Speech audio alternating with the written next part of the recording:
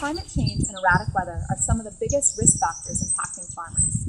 Small-scale farmers in the tropics are particularly susceptible to extreme weather events, such as droughts, floods, and storms. To make matters worse, traditional weather forecasts for the tropics are only around 39% accurate, which means that farmers are left without the ability or knowledge to combat these risks.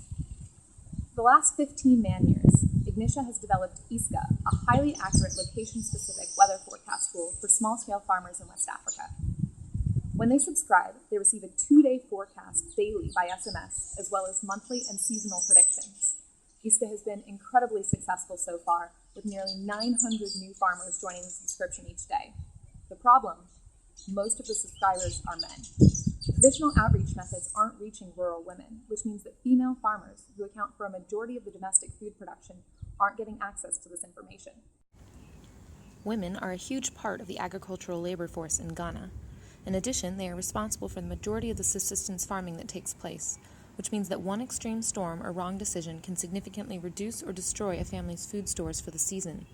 Moreover, they are often disadvantaged by the lack of resources and education more commonly available to men. Send Africa has found that if women had the same access to productivity tools as their male counterparts, they could increase their yields by 20 to 30%. So how do we reach the women that can benefit the most from this technology?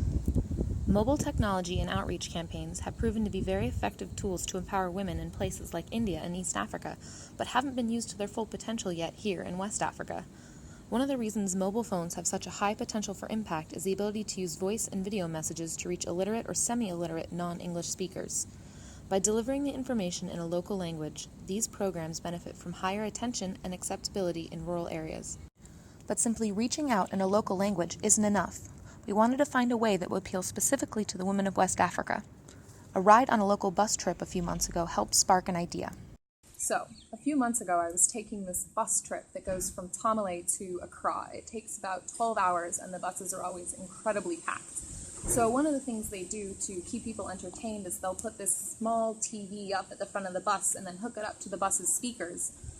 I wasn't really interested in listening to any of the local films they were going to play, so once we got started, I put my headphones in and then quickly went to sleep.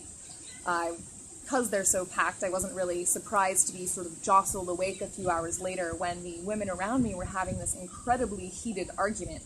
And so I had no idea what they were arguing about, so I started to listen, and it took me a while to figure out that one side was arguing that the pastor had every reason to be angry at his wife, while the other women were arguing that she had done nothing wrong and didn't deserve to be cast out of the house. Now, I was still confused, so I kept listening, and a few moments later, I discovered that they were actually talking about the film that was playing and having this incredibly emotional discussion about these characters. And it just surprised me and amazed me how much films and dramas like these have the ability to affect and engage the women of West Africa. Recently, there have been several successful programs that use drama to empower women in developing countries, and I knew we could use those same techniques to raise awareness about ISCA.